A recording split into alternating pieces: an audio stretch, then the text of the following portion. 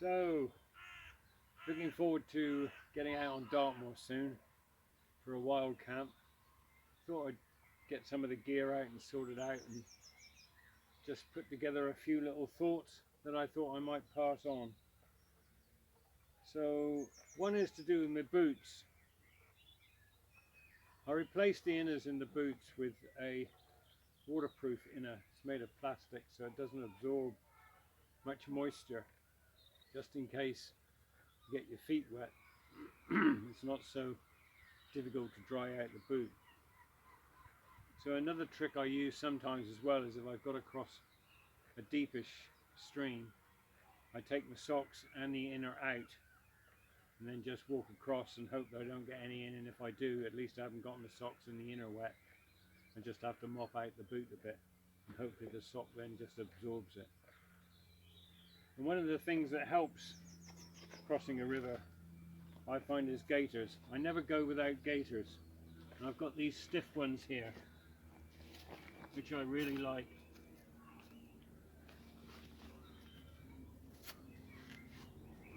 They velcro up the front and they're so stiff that they stay up of their own accord.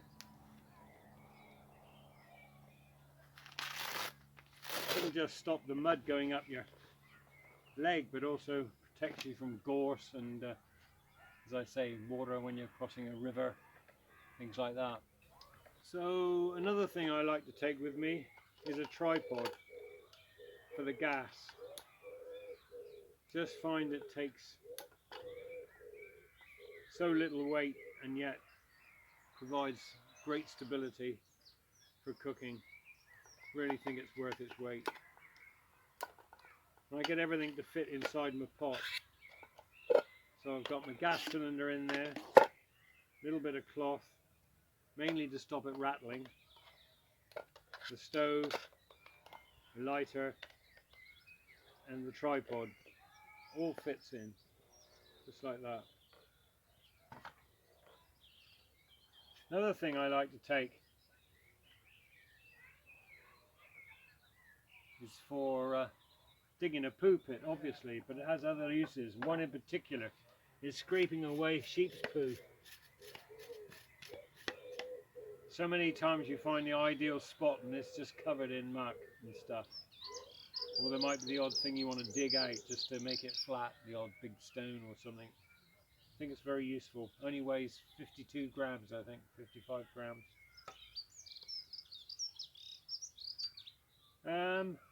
Another of the little things that I think are really good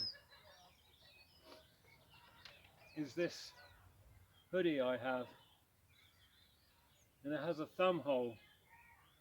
Keep the backs of your hands warm. It's amazing sometimes the difference it makes to have that. I don't know if you can still buy them. I think they were a bit of a fad. My wife happened to come across this one. It's actually a female one. It has darts for your boobs, but who cares out on Dartmoor? No one's going to see me much, are they?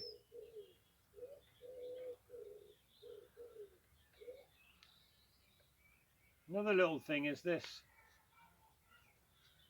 walking pole. I always take a walking pole, not only just for walking to keep me upright, as it were, but it's good for prodding to see if where the bogs are bad or deep, or how deep the water is, things like that. But the great thing about this one is it's a kid's one. Whoops. And I have marked it so you don't pull it out too far. And although when it's extended, it is ideally probably an inch or two short. It's just so much lighter than just about anything on the market, and I think it costs $7.95 instead of, you know, whatever, £80 or whatever you can pay. So another nice little thing that I like to take with me. So I used to take a lot of those dehydrated meals just to keep the weight down, and I'm quite a fanatic on the weight. But they're quite expensive, and they're not as good, I don't think, as having a wet one. So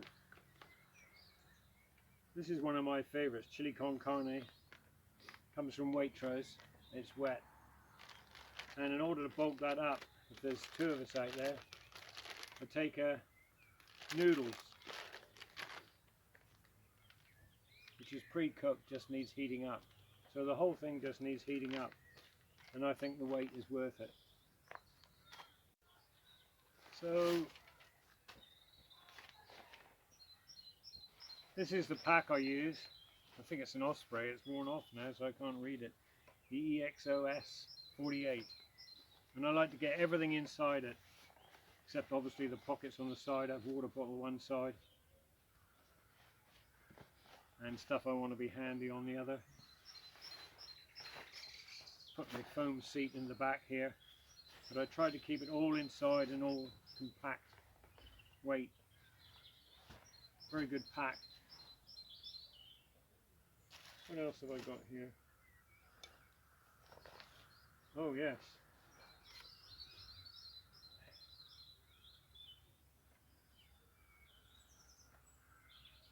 Very useful. Just the ticket for Dartmoor when you've got to use your fingers but you don't want to get too cold. I find if it's below about 5 degrees my hands get really cold. So these are very useful. Then I have another set of gloves to go over the top of them. But they're great. And I bought them from Amazon, 2 pairs for $1.69 including postage and packaging. So very affordable. So this is another item, a skirt, a waterproof skirt. Now I bought one of these, a wraparound one, and I found it sort of blew up in the wind and it wasn't quite long enough to go over my Gators. So I ordered some fabric, a couple of meters of fabric, and we made a skirt. And I find it better to put on than trousers.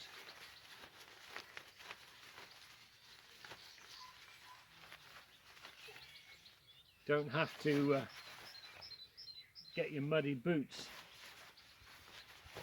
so tangled up in it. Bring it up like that, pull the elastic a bit tight, and there you go.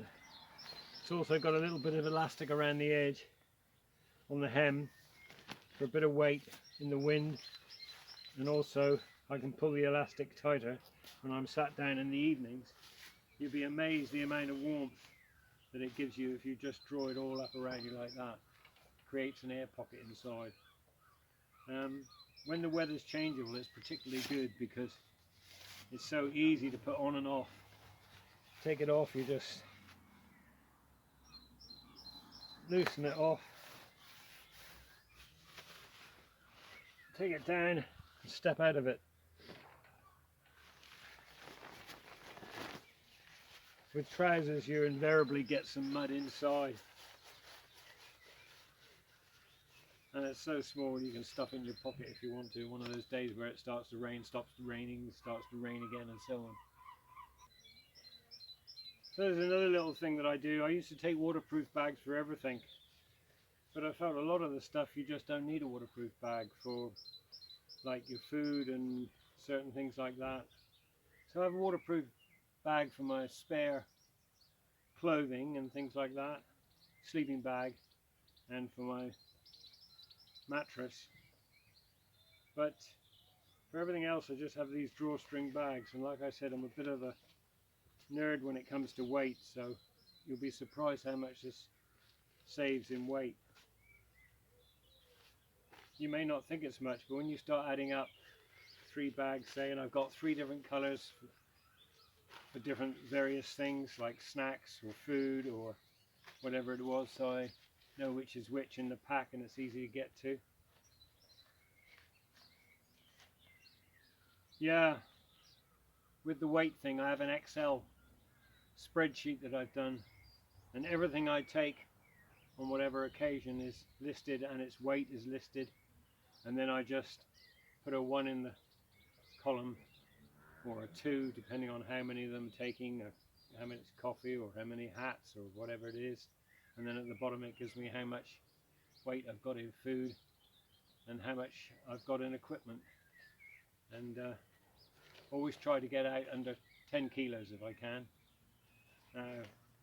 When I was younger, it probably would have been 15, maybe even 20 kilos at one stage in the late 60s, going around Europe and Africa, and Turkey. But now I like to keep it under 10 kilos, so I'm pretty strict with it. I'll show you some more little things when I'm out on Dartmoor, hopefully. Sun's out and I'm almost ready to rock and roll. Just another week or 2 weeks to go before we can get out there. There you go. Thanks for watching.